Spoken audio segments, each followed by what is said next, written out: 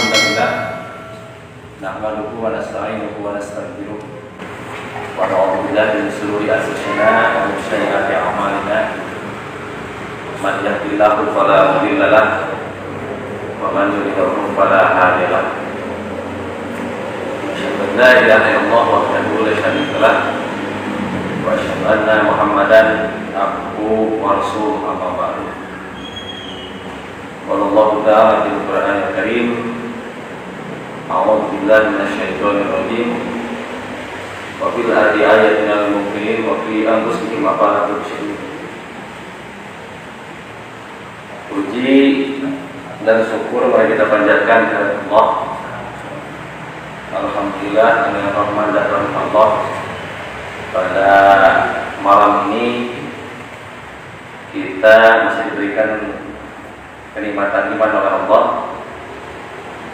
Salah satu bukti keimanan itu masih menancap pada dada-dada kita, di mana kita masih bisa ruku dan sujud di bumi Allah meskipun kondisi hujan gerimis. Jadi kita kan hujan tersesan, orang tega masih Pak hujan. Bahkan luar biasa Allah menjelaskan tentang orang yang beriman itu kan dinamai ya'muru masjid Allah. Sungguhnya orang-orang yang memakmurkan masjid Allah itu dinamai ya'muru masjid Allah. Man amana billah, orang yang beriman kepada Allah wal yaumil akhir dan iman kepada hari akhirat. Ini bukti kenikmatan iman yang sangat besar. Yang kedua yang harus kita syukuri adalah kenikmatan sehat. Tanpa kenikmatan sehat tidak mungkin kita bisa tumanina, bisa nyaman untuk melaksanakan ruku, sujud dan thalabul ilmi ini. Tapi dengan kenikmatan sehat ini, alhamdulillah kita bisa nyaman dan tumanina untuk melaksanakan ibadah sholat yang telah kita lakukan dan diteruskan dengan kajian ilmu. Jadi sedikit saudara-saudara kita yang di luar sana, keluarga kita, kerabat kita, teman kita yang pada detik ini, pada saat ini diberikan ujian oleh Allah berupa penyakit, dan dengan itu dia tidak bisa untuk memakmurkan masjid untuk sholat berjamaah, bahkan bisa jadi sholat pun pakai isyarat. Mudah-mudahan saudara-saudara kita yang diberikan ujian oleh Allah berupa penyakit segera disembuhkan oleh Allah Subhanahu wa Ta'ala dan diberikan kesabaran. Hadirin sedang pengajian yang dimuliakan oleh Allah. Saya ini kalau bukan guru, saya akan nolak. Jadi TAya perencanaan. Jadi saya campur kawasan rancangan guru termasuk kasakaranya tidak. Sumping pada silaturahmi kita membahas salah satu peluang bisnis karena kemajuan di Sarawak Payut. Tapi pada Allah jualan. Ya jualan guru bukan nolak. Kata simkuring di dia badal, meskipun saudara lain bisa terlihat, tapi kalau simkuring dia sudah ikut sadar dia. Itu oke salah satu. Saya pernah baca tentang salah satu usul atau usul salsah Muhammad bin Al-Wahhab yang ditahqiq oleh Al-Utsaimin. Bahasan awal itu membahas tentang ma'rifatullah. Jadi ma'rifatullah, ma'rifatul Rasul. Jadi bahasan pertama itu bahasan tauhid dasar. Di sana dijelaskan bahwa pertama yang harus kita kenal adalah ma'rifatullah. Pertama yang harus kita pelajari adalah mengenal ma'rifatullah. Mengenal Allah. Mengenal Allah, beliau jelaskan ada dua, mengenal Allah dengan ayat-ayat kauniyah, dan yang kedua mengenal Allah dengan ayat-ayat syariah. Mengenal Allah dengan ayat-ayat kauniyah, beliau mengambil salah satu firman Allah dalam surat Ad-Dariyat 20:21. Kalau tidak salah nanti dilihat lagi kalau saya salah. Dengan ucapan a'udzubillahi minasyaitonir rajim wa fil ardi ayatun lil muqinin wa fi anfusihim afala tubsirun. Dan di bumi terdapat tanda-tanda kekuasaan Allah dan pada dirimu sendiri. Apakah kamu tidak berpikir?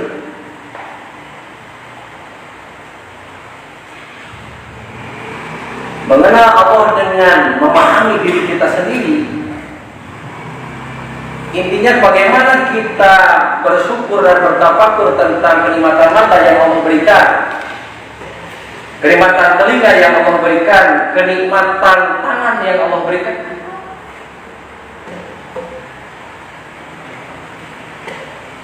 Karena itu kan gratis dari Allah.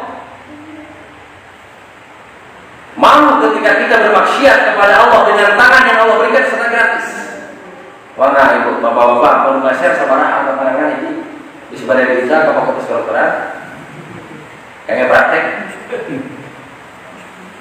Ya salah ya boleh simpulin di fakultas kedokteran, nggak mau harus prakteknya langsung begini ya. Kenikmatan mata, gitu, kenikmatan telinga, itu luar biasa. Kenapa kita harus mengenal mulai dari diri sendiri? Dalam tafsir Ibnu Katsir tentang ayat tersebut, yang tadi sudah ayat tersebut menjelaskan, Qur'an menjelaskan barang siapa yang bertafakur tentang penciptaan dirinya, maka akan ringan tulang belulangnya untuk melaksanakan ibadah kepada Allah. Jadi orang-orang yang masih malas sholat berjamaah padahal kondisinya sehat, orang yang masih malas untuk melaksanakan thalabul ilmi, mencari ilmu itu pada kondisinya itu bisa, karena dia tidak banyak bertafakur tentang ciptaan-ciptaan Allah, tentang nikmat-nikmat yang Allah berikan.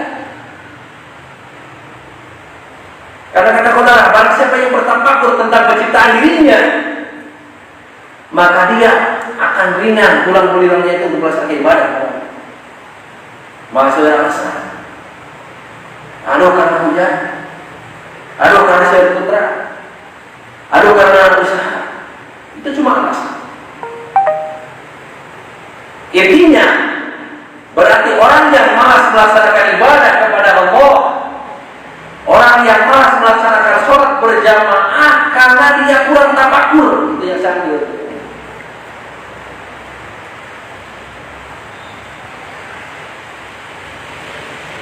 Ingat, dijelaskan dalam hadis yang intinya bahwa seseorang itu tidak akan bisa melangkahkan kakinya nanti dia berkisah sebelum ditanya salah satunya apa? Dipakai apa? Umur yang Allah berikan, badan yang Allah berikan.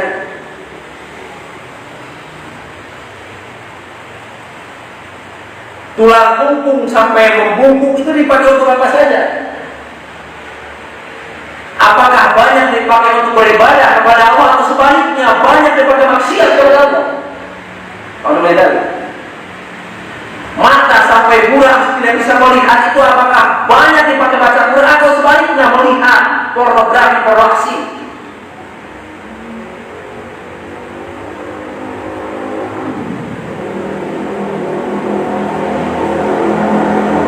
Terbayang oleh kita ketika mata kita sampai buram, sampai muncul katarak, tapi banyak dipakai untuk menghafal Al-Quran atau membaca Al-Quran. Benten sih kan di sana si lain si Allah teh eta mata nepi ka katarak, mata nepi ka surem ningali, teu jelas ningali itu dipakai. Ya Allah, abdi umat dinten seueur keneh maca Quran daripada ningali WhatsApp. Yang itu kontennya itu bukan ibadah. Beda dengan orang yang bisnis online. Memang kerjanya seperti itu kan. Dia lihat WA-nya, lihat Instagram-nya, lihat Facebook-nya karena memang usahanya di sana. Di bisnis digital. Itu usaha. Tapi tidak sedikit orang yang cuma bikin ketawa-ketawa gitu kan, media sosial cuma dipakai untuk ya heureuy-heureuy lah. Bahkan bisa jadi maksiat. Dalam tafsir Ibnu Katsir surah Al-Baqarah ayat 99 102 satu lagi. Bisa dilihat aja. Yang mubah itu bisa mengantarkan kepada haram. Ketika yang mubah tersebut itu kita lakukan tapi tidak mengantarkan zikir kepada Allah. Buka WA, buka Facebook, berjam-jam tapi zikir ke Allah. Mubah itu bisa jadi perkara.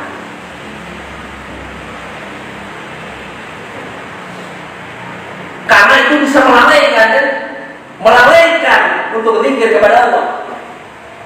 Tapi kalau kita buka WA, kita sebar tentang hadis, kita sebar tentang Al-Quran, kita sebarkan ceramah-ceramah 7 menit, misalnya sejam pun, atau Ustaz Abdul Somad, atau Ustaz Ali Dayat, atau Ustaz Amin Muhtar, itu kan jadi pahala. Tapi tidak sedikit orang memakai media sosial itu cuma untuk karena yang sharing gitu kan, karena untuk sharing buku, dan itu bisa berjam-jam. Ketika mengantarkan kepada melalaikan bukan zikir kepada Allah, itu bisa derajatnya pahala. Allah. Kembali kepada yang tadi. Jadi mengenal Allah itu mulai dari mengenal diri kita sendiri, bertafakur tentang ciptaan-ciptaan Allah yang ada dalam diri kita. Mata, tangan, kaki.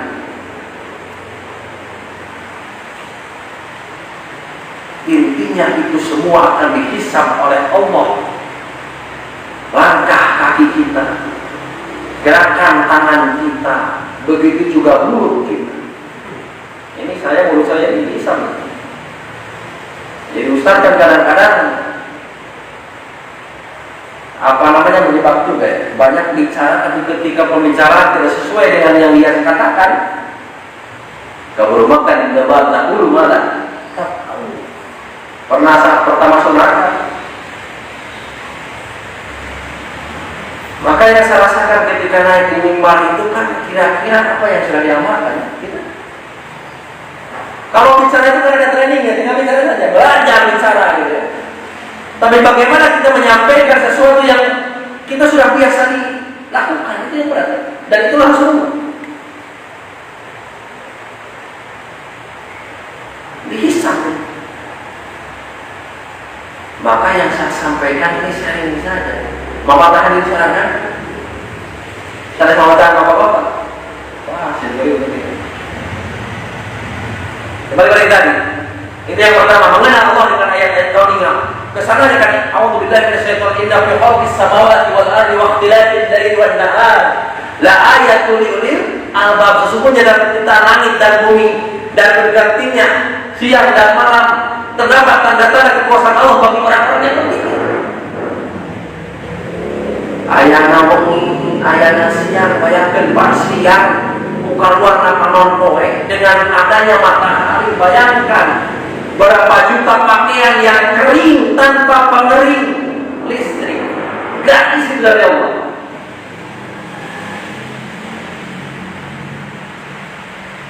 Belum sinar Allah terpenuhi. Jadi itu menyehatkan tubuh kita.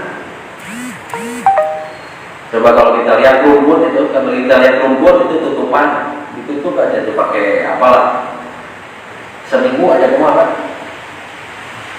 Perangnya mati. Bayangkan ketika matahari tidak turun kepada kita 1 minggu atau 1 hari 2 hari, itu betapa kurangnya, betapa besarnya karunia Allah.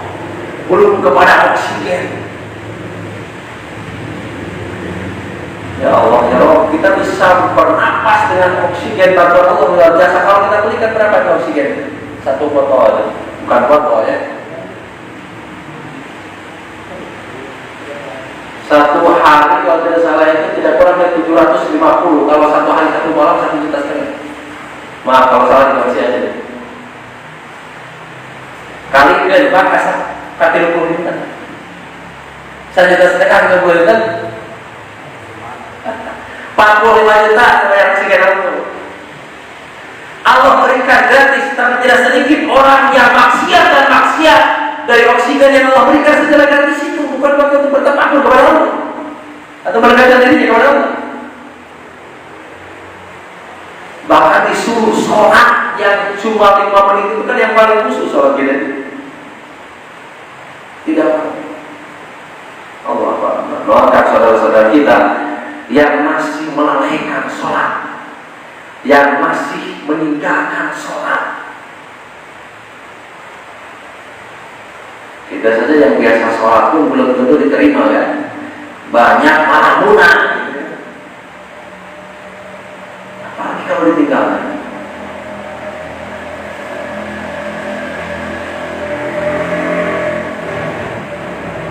Mengenal Allah yang lebih luas daripada lebih dari seperti tadi kaitan dengan menapakoi langit dan bumi, tanaman,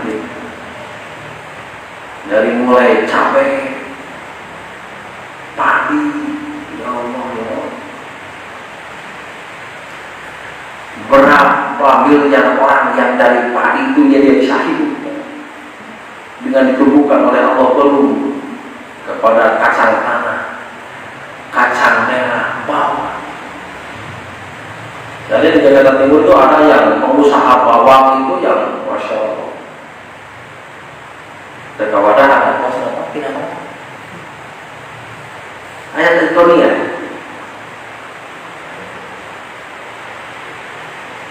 Intinya satu kali lagi, barang siapa yang bertafakur tentang percintaan dirinya, apalagi nanti bertafakur tentang yang lainnya, maka akan ringanlah tulang belulangnya untuk melaksanakan ibadah kepada Allah itu.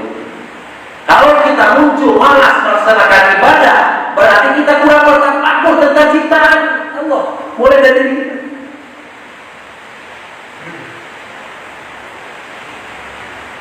Kurang mengenai rawas naga wawas kenalikan kau sendiri. Wah, luar biasa. Jadi kalau ada jangan Pak, rawasna jalan kaki itu saya masalah enteng Pak. Dan jangan takdir Allah kata apa di tengah nanti tengah jalan gitu kan, jadi jalan kanan jalan kiri jalan karena kan hanya saling masalah kangen bentar. Tapi takdir Allah si mobil itu memang itu kagusul kok mobil. Saudara tuh biasanya sabulan lama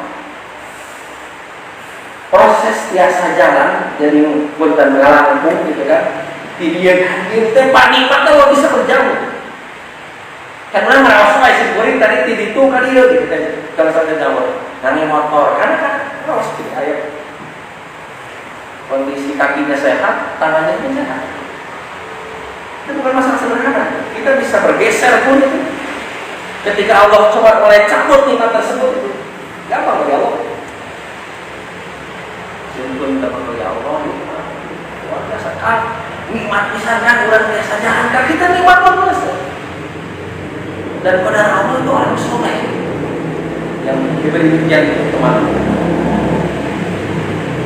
Bisa dikategorikan satu desa paling soleh, bisa dikategorikan masuk 10 tersoleh. Biasa masuk.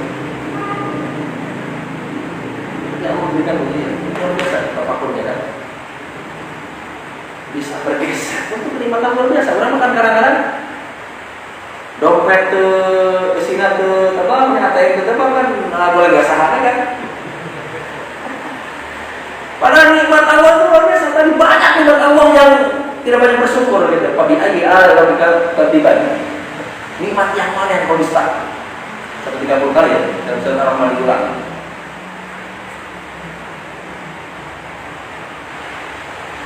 Banyak bertafakurlah. Sampai kata Rasulullah kan dalam penyelidikan itu lihat orang yang di bawah kamu, jangan lihat orang yang di atas kamu, supaya kamu bisa bersyukur.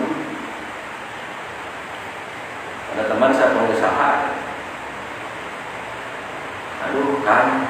Nah, aja dia saya mau biar hanya ya pengawas 200 jutaan Pak, 200 juta.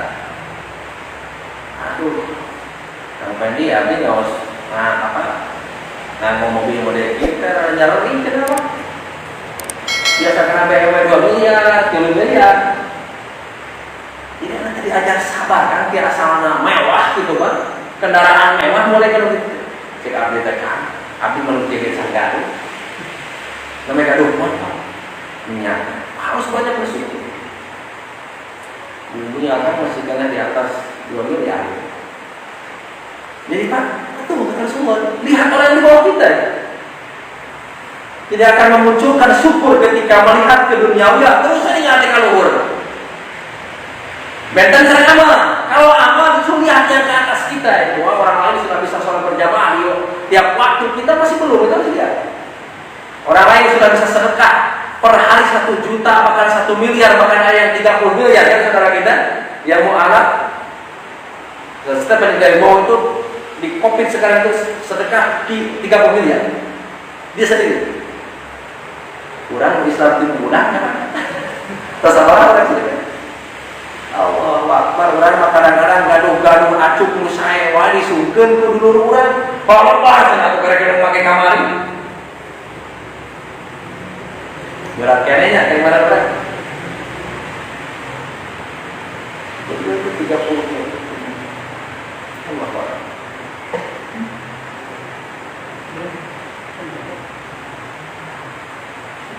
Banyak bertafakkur. Lihat kalau kecil dunia, lihat yang di bawah kita. Maka sekali-kali mah berat memang ada bisa ada orang uang sangat kumpul. Bagi orang bisa jadi miliaran sak kilo biasa wae kada amal-amal gitu. Ya Allah. Jadi dengan kondisi COVID itu orang-orang banyak yang memang pengangguran di mana-mana.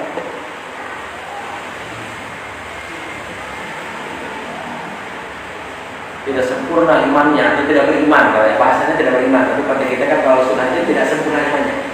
Orang yang tidur dalam keadaan kenyang, sedangkan tetangganya masih ada yang lapar.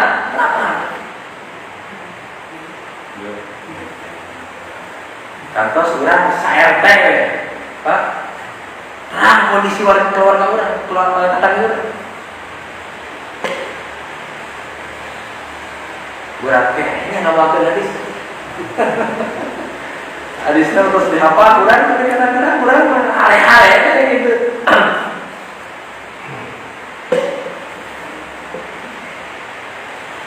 Itu yang pertama, mengenal Allah ma'rifatullah. Sekali lagi mengenal Allah dengan ayat-ayat kauniyah yang pertama. Yang kedua dengan ayat-ayat syariah, kita bedah tafsir Quran, kita pelajari Quran, bagaimana Quran berbicara tentang masalah politik, bagaimana Quran berbicara tentang masalah ekonomi, bagaimana Quran berbicara tentang masalah sosial, tentang masalah keluarga, tentang masalah mendidik anak, tentang masalah mendidik istri kita keluarga. Itu lebih luas. Dan insya Allah di sini barangkali ada kajian-kajian yang khusus tafsir Quran, kajian Quran, tafsir akam tentang hukum apa, tentang hukum riba, tentang hukum kisos, tentang hukum berjihad dan sebagainya. Itu berluas mengenal. Tapi kalau mengenal Allah dengan ayat-ayat kauniyahnya dilompat, langsung nggak bahas bab ekonomi, tapi kalau kita kenal di terangan ekonomi teh ayat zakat kewajiban zakat 25%. Karena cara kenal ke Allah belum kenal dia kepada Allah. Nah, saya kalau tidak, saya kalau bersedekah karena belum kenal kepada Allah kan? Itu pikir saja. Jadi kenalkan dulu Allah. Kalau sudah mengenal Allah, wa tujahiduna fi sabilillah bi amwalikum wa anfusikum. Para sahabat jangankan harta, anfusikum, jiwa mereka dia korbankan untuk Islam, dia korbankan untuk Allah dan Rasulnya ketika sudah menancap keyakinan terhadap Allah Subhanahu wa taala. Ma'rifatullah Allah tinggi. Tapi kalau ma'rifatullah Allahnya rendah, punya uang 1 miliar, lalu hadir 1 juta, ini. Saya yakin banyak pengusaha-pengusaha yang asetnya sudah ratusan miliar, tapi tidak 1 miliar pun, tidak 100 juta pun yang diperuntukkan untuk kebesaran Islam, untuk kemajuan Islam. Rugi tidak Pak? Punya ratusan miliar, dikeluarkan 100 juta, rugi tidak? Tidak akan rugi, tidak akan habis. Dan itu yang dia bawa ketika dia sebenarnya. Tapi tidak sedikit oleh itu. Kenapa? Dia ma'rifatullahnya belum sampai. Sedangkan Abu Bakar As-Siddiq satu kali sedekah itu sampai seluruh hartanya dalam rangka betul kan? Umar itu kan mensedekahkan setengah harta. Kata Umar, aku insya Allah akan kesana. Segera hati Umar itu sudah percaya diri. Ternyata kata Abu Bakar, aku sedekahkan seluruh harta. Jadi Umar, Abu Bakar memakaulah imannya. Abdurrahman bin Auf itu sampaikan ratusan kuda, ratusan unta dan 1000 gandum untuk mendapat langkah itu satu kali duduk dia selesai. Apa? Bertapakur tengah ayat-ayat kau yang dia kenal terhadap Allah. Allah itu tidak mungkin berbohong. Dan yang tersisa dari harta itu yang diberikan kepada orang. Ya tahu Pak, kita orang wisata. Dia mengenal Allah. Jadi mengenal Allah dengan ayat-ayat dunia, baru mengenal Allah dengan ayat-ayat syariat. Ketika paham syariat itu langsung dia lakukan. Tapi jangankan harta, bahkan jiwa bekerja itu bisa biligan di amwal yang akan menghasilkan dan khairul lakum kuntum ta'lamun. Itu lebih baik kalau mereka mengetahui yakin lakum dunubakum, ampunan Allah. Masalahnya jannatul tajri min tahtiha anhar, surga. Ampunan Allah, surga Allah sudah diterima. Jadi mengenal Allah dengan ayat-ayat syariatnya, ini bagaimana kita mengagendakan dalam satu hari, satu minggu. Malu kalau 1 bulan ya, tapi bisa jadi ada orang yang 1 bulan barangkali bisa 1 jam untuk dia, karena saking sibuk. Kalau bisa 1 hari lah kita sisihkan waktu kita itu 1 jam saja untuk membaca 1 ayat dan bertafakkur tentang ayat Allah untuk menguatkan keimanan. Jadi agendakanlah waktu-waktu untuk kajian. Tapi yang paling berat nanti dalam apa? Pernah saya itu konsultasi kepada dokter masih saya. Salah satu dokter kita luar biasa, beliau 28 tahun, beliau sudah hafal Quran dan dokter termuda, satu dokter muda. Ustaz, bagaimana kita belajar, kata saya? Apakah kita lebih konsen kepada belajar dan pengamalan dulu? Jangan banyak belajar. Karena saya lihat dalam buku Kasir awal di pembukaan itu kan, para sahabat itu kan tidak langsung belajar dulu sebelum diamalkan, dipahami langsung diamalkan. Kata Ustaz, kan orang mencari ajar terus, ngamalkan ngeri. Gak penting tadi ya, orang kata ini sahabat. Allah, bisa jadi kan karena kita itu belajar, kayak tandai, kita motivasi lagi, dan belajar, akhirnya bisa diamalkan. Apalagi kita kadang-kadang cepat lupa gitu. Minum amal itu bahasa namanya. Jadi kadang-kadang sering saya itu ketika mengisi kajian, ibu bapak, ayah kamal itu bahasa nawan. Kadang-kadang pulang tuh ya. Allah Akbar. Jadi itulah, barangkali untuk kita itu harus terus belajar dan mengamalkan itu terus. Sebenarnya harus sejalan. Maka kita harus sampaikan kepada Allah, ya Allah, tambahkanlah umurku dan ilmuku dan pengamalan. Satu ya Allah, berikanlah satu tahap gitu ya, sejajar antara ilmu dan pengamalan. Karena hanya ilmu yang bermanfaat yang akan terus mengangkat derajat kita. Jadi ayat-ayat syariah, membawa ayat-ayat syariah itu tidak ada batasan. Tutul ilma minal mahdi ila lahdinya. Carilah ilmu, batasannya dari sejak dibuahnya ibu kita, dikeluarkan dari ibu kita sampai meninggal, itu batasan. Mencari ilmu itu ada syariah. Hadirin sidang pengajian yang mulia dan Allah, yang selanjutnya ma'rifatul Rasul. mengenal Rasul. Untuk apa kita mengenal Rasul? Pengen apa? Mengenal Rasul. Dan bagaimana untuk mengenal Rasul? Kan orang yang kenal Rasul kenal pempelajari Sirah Nabawiyah. Pelajari Sirah Nabawiyah. Untuk apa kita belajar Sirah Nabawiyah?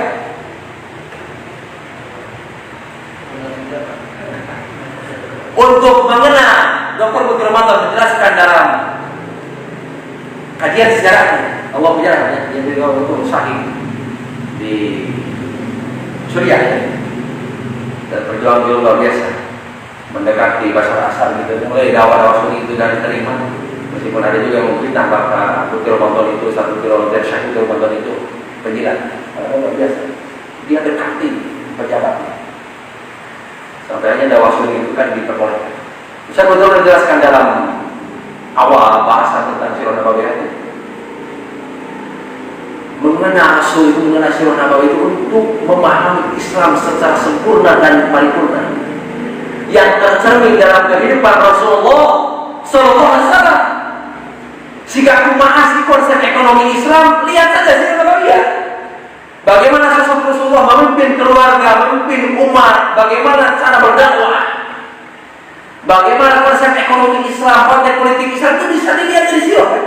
Kita bisa memahami Islam secara sempurna dan paripurna yang tercermin dalam kehidupan Rasulullah SAW. Karena Rasulullah SAW itu kan Al-Quran berjalan kata sejarahnya. Jadi bukan teoritis, bukan utopis. Quran itu sudah diterapkan. Yang tidak perlu itu Rasulullah SAW.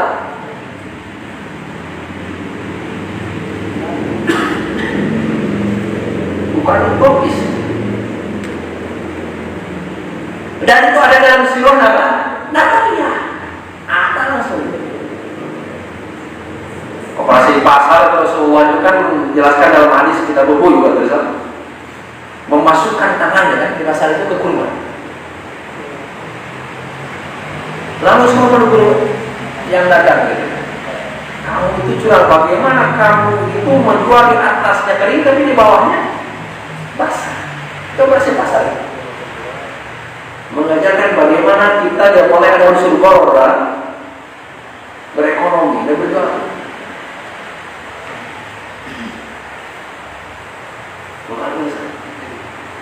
Kita akan muncul semangat dalam mengamalkan Islam dan terlihat luar biasa termotivasi ketika kita baca Sirah Nabawiyah. Dengan membaca Sirah Nabawiyah maka akan muncul ruhiyah yang sangat tinggi untuk memperjuangkan Islam, untuk mempelajari Islam, untuk mendakwahkan Islam. Dan orang yang tidak membaca Sirah Nabawiyah maka akan cepat putur dalam berdakwah. Ngajar barudak di masjid. Usul hujan urangnya sakurang budak. Urang ya duaan ngaji teh. Putur kan? Akhirnya guru nanti datang. Ustaz Suraidi Allah yarham di Tasik itu kan ketika ngajar kan. Cerita itu kan udah ini ya. Kalau di kalangan persatuan Islam itu kan ngajar itu sampai berenang gitu kan. Melewati warungan, sungai, dakwah kembali cucu, ini dengan air, padahal sampai ke sebuah warung. Dan itu menunjukkan keseriusan dalam berdakwah. Kalian kan tahu sih dari Ustaz, China, kadang-kadang bisa lalukan. Dulu itu kan Rasulullah itu ketika dalam hari itu dalam hari patung gitu. Tapi tidak sedikit kadang-kadang mustamina dulu, mustan dari sarwa dulu. Ini masalah. Rupiah. Justru ketika kita baca sirah itu akan muncul, ketika muncul yang cuma satu orang, dua orang karena hujan ketika kajian, justru ini yang terpilih. Kita harus jadikan murid yang utama. Mereka terlihatkan jihadnya.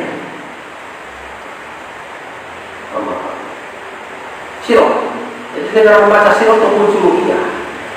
Perjalanan kita itu belum ada apa-apanya dibagikan dengan para sahabat untuk mengajar, untuk belajar,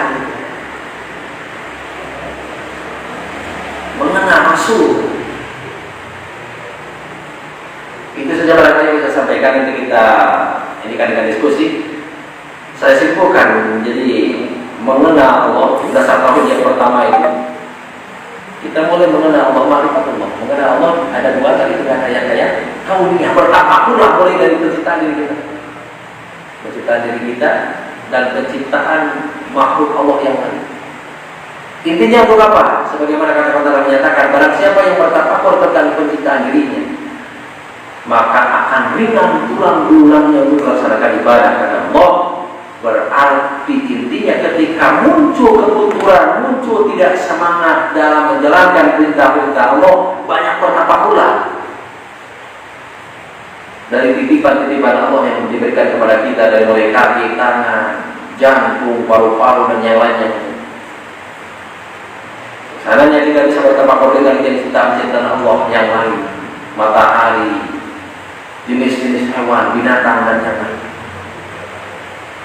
Dan yang kedua, mengenal Allah itu dengan ayat-ayat syariah, yaitu dengan menggali konsep Islam yang ada dalam kitab Allah yang 30 juz, 114 surat. Dan itu harus diagendakan dalam kehidupan kita. Kalau benar-benar kita dengan Allah, bagaimana Allah memberikan rambu-rambu dalam ekonomi, bagaimana Allah memberikan rambu-rambu dalam berpolitik, dalam bersosial, dalam berumah tangga, itu adalah ayat-ayat syariah. Dan yang kedua adalah ma'rifat Rasul, mengenal Rasul. Mengenal Rasul adalah dengan mempelajari syirik nabawiyah. Untuk apa?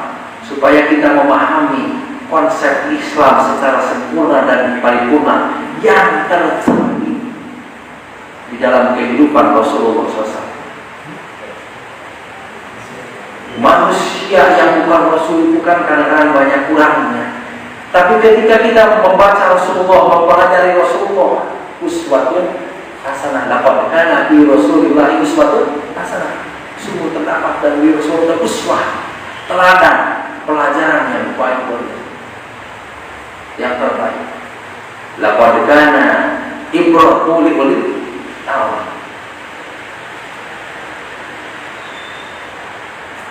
Dan kaitan dengan sirah itu nanti ada bahasan khusus dijelaskan dalam surat Al-A'raf. A'udzubillahi minasyaitonir rajim. Faksus qasasallahi yatafakkarun.